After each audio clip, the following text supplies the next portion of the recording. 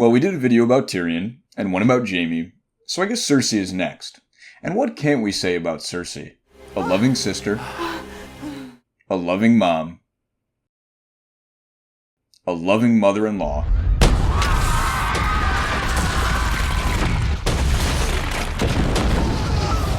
a loving wife. I should wear the armor, and you the gown. And, well, now she's Queen of the Seven Kingdoms.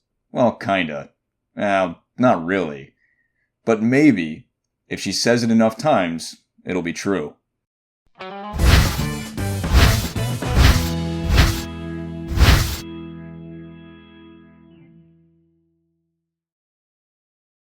When we first met Cersei in the show, well, maybe not when we first see her, but you know what I mean. She looks like a cunning player in the game. She took down Ned, she fights for power with her brother, she has spies, but she's not really any of those nice things we said earlier. She's a petty person. She never thinks ahead. She's miserable pretty much all of the time. I mean, one of the only things she and Tyrion have in common is their love of drinking. When did she actually do anything that we would consider to be smart? So let's take a step back first. We all know she's the twin sister to Jaime Lannister, and that they grew up together. I think this was the time of her life that she was most happy. I know, it's a lot to say for a 7-year-old kid, but still, she and Jaime played together all the time. She had their mother to look after them. And this is partly the reason she hates Tyrion, in my opinion. Because with him came the death of their mother, and an end to that time that she was actually considerably happy. But her problems are not only with Tyrion, because I think she's also jealous of Jaime.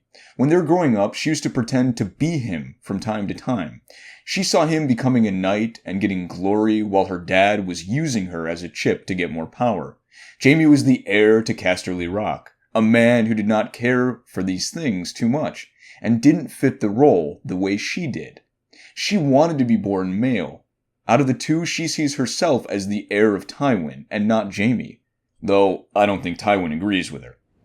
I don't distrust you because you're a woman. I distrust you because you're not as smart as you think you are.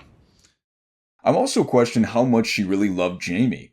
I have no doubt how much he loved her, but with her, when she was young and saw the opportunity to marry Rhaegar Targaryen, she was happy to do so. Jaime had his options as a handsome knight. He could have slept with whoever he wanted to, but he looked at no one else. She seduced him, convincing him to join the King's Guard, knowing full well that he would lose his right to Casterly Rock because she wanted to keep him close.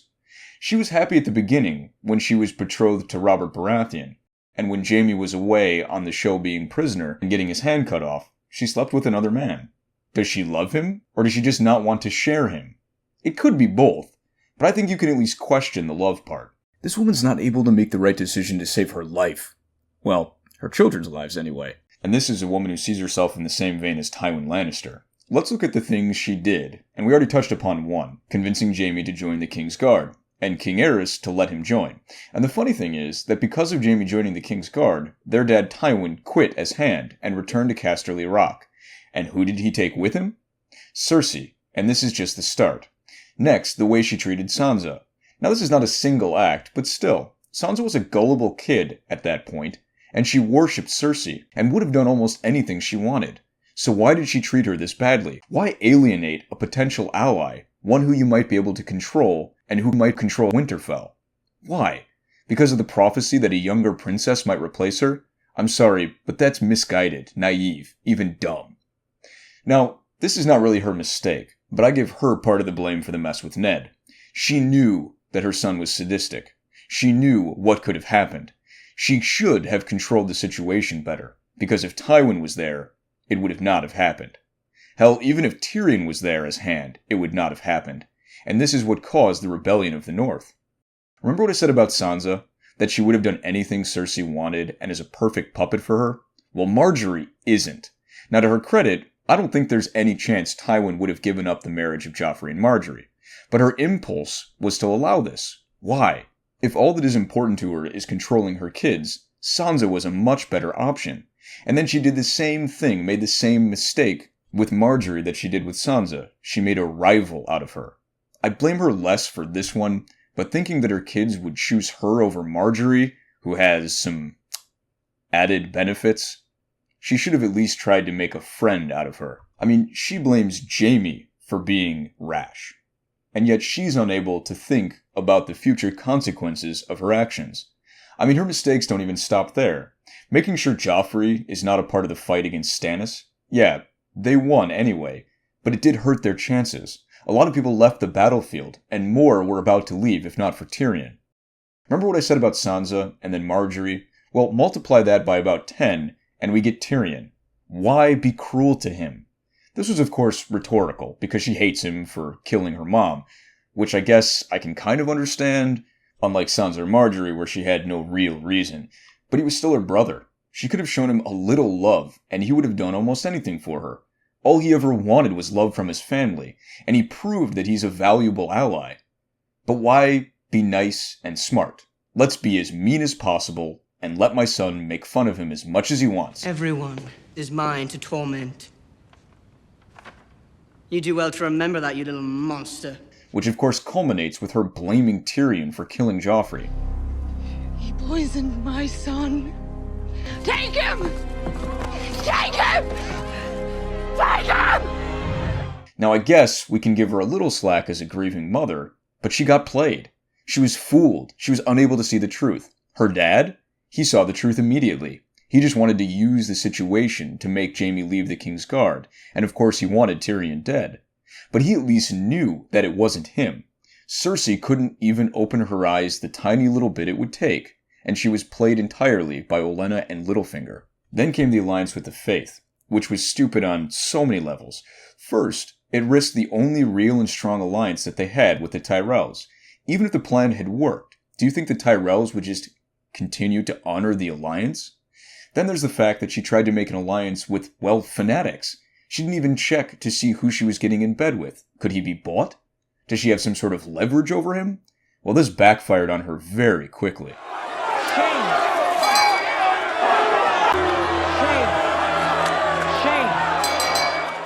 Last but not least is the decision to blow everyone up. Now, how much of a mistake this was is hard to know, because the show never made it clear what her punishment would have been. Would it have been death? Because then it's less of a mistake. I mean, the real mistake in all of this was not going to see her son. If he was the reason she was doing all this, and I do have my doubts about that, well, you just killed his wife, who you know he loved. At least go talk to him and make sure he doesn't do anything stupid. Now, she is queen of, well, if I'm correct, she's counting on the Lannisters who might support her. She did kill Kevin after all, but right now I think Jaime controls the army, and we did not meet any other Lannisters, so I doubt they're going to bring in another new one, so let's assume that she will have the support of the West, at least to start with. The North, Dorne, and Highgarden are against her. We don't really know what's going on with the Freys now that Walder is dead, and they're not the most trustworthy ally anyway. We have Littlefinger, who is right now with the North, and we have the Stormlands, which she could not have any control over. The reason that they had control over them until now is because Tommen was technically a Baratheon. Now with Cersei, I doubt they're going to stand by her side. So she doesn't have much in the allies department. But remember that all those mistakes we talked about, all of them had something to do with love. Her love of Jaime, or the kids, or her hate for Tyrion. These mistakes were all based on emotion. But now she's changed. She looks colder and almost devoid of all emotion. So I do think that we will be getting a different Cersei. Everyone expects Cersei to just lose to Dany. I mean, if you watched this video up until this point, you might come to the same conclusion. Cersei just made mistakes all throughout the show. But like Cersei herself said, The more people you love, the weaker you are. You'll do things for them that you know you shouldn't do. You'll act the fool to make them happy, to keep them safe. Love no one but your children. On that front, a mother has no choice. while Cersei herself is devoid of emotion, Dany isn't, which might connect to a little prediction I made about Dany and Daario in my video about love in Game of Thrones. Now, like almost everyone, I don't see Cersei surviving this season. This is like Ramsay last season. You know her time is coming to an end. But I think she will start off the season very strong. I do think she will surprise the viewers. Jaime will start out on her side, and she very well might make an alliance with Euron. Though, I think that this will take a little time, because first he's going to try and make an alliance with Dany. I think that some sort of agreement with Littlefinger is more than possible. I believe Littlefinger will figure out very quickly that Dany is bad news for him, and will probably do his best to undermine her. Now, I don't think he has any affection for Cersei. Seize him. Cut his throat. Stop. Wait. I've changed my mind. Let him go. And I wouldn't be surprised if he ends up backstabbing her. Now, I think that around episode 4, we will see everything fall apart for Cersei, due in large part to the actions of her brothers. And for anyone who saw my videos on them, I believe they're both going to have a hand in her death. Jaime will start stepping away from her, and Tyrion will start besting her with his tactics until Jaime will eventually end her life. I think in the end, her story mirrors a bit the Mad King story. For anyone who wants to know more about him, I have a video about him as well. It's different though. Different things drove them mad, and she is now emotionless, which is different than the Mad King. But the similarities are there. Both use wildfire, both are, well, crazy in their own way, and this is the reason why Jaime killing her makes the most sense. The only question is, will she blow up more things before Jaime has a chance to once again commit regicide? Now, I do like the notion of her killing herself, so in the end the prophecy of a little brother killing her doesn't come true. But because the show didn't show this part of the prophecy, I doubt this will happen. Maybe in the books. There's also the chance that Arya will be the one to do it, but there is no chance she'll be the one to do so in the books, because she's a little sister and not a little brother. And I don't believe the show will change the books that much, because Arya killing her would be a major difference. I really do hope the showrunners agree with me, and will give Cersei her shining moment in Season 7, where she's on top, and at least gives some suspense to the fight between Cersei and Dany. Unlike what they did last season with Ramsay, who they just forgot about most of the season, and absolutely no one envisioned him winning. We do plan on doing these types of videos for all the characters, even the less important ones. But for someone like Arya, for instance, I have no clue what she's going to do next season. Go south, go north, stay most of the season at the Riverlands, murder everybody. So I might wait for leaks or trailers for some of the characters. Well guys, if you liked the video, then click the like button. If you're new and want more of this type of content, click the subscribe button. And if you want to share your opinion on what will happen in Season 7, comment or tweet me at @WatchersPod. Otherwise, if you want to know what I think will happen in the future of all the remaining Lannisters, here are some links. As always, thank you, and have a great day.